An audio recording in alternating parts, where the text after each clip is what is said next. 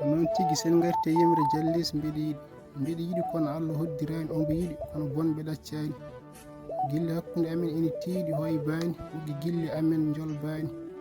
wonko Allah ina golla fawtide heen woni koñgi jaraani mbeɗe yiɗi omo yiɗi kono hay gooto e amen añaani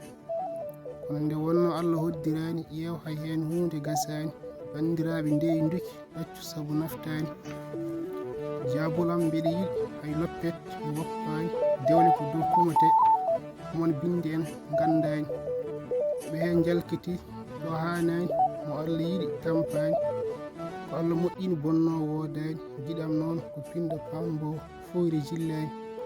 mi wiiɗo mbo daarol ngal fuuntaani o deyimmi ɗo woɗɗaani o wi dewgal hakkunde men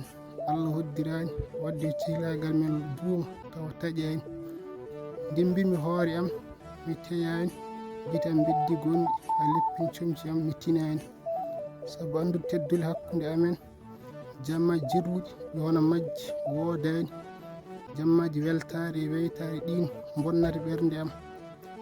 am boni ala fof ɗo miiji am yahaani kono artat tan koye mbeɗe yiɗimo noon Allah hoddiraani mbeɗa ñaagi on banndiraaɓe woto pele jiɗɓe e dow yidde mum sabu dewgal ko Allah dagni ɗum harmaani durni heen miiji mum fof noon halko ko leelaani Abdullahi Ali Diallo lollirɗo jallis so en garti e yimre jallis mbeɗe yiɗi nde ɗo yimre jallis feññinta e mum ko gilli hakkunde debbo e gorko waddunoɓe aadi tiiɗɗo ha piɓodiri dewgal e wurdunoɓe e gilli to goto kala bonnata gilli mum hono sali jamfaade ƴeewi aadi mum jallis andani en e yimre nde wona gilli ɓoli mbaɗata dewgal sabu o tengtini e yidde mere nde wawa fibde kumal so tawi yimɓe jiɗodiri so hoddira Allah yantani hen ngal dewgal waɗata saka ɓe gurdoya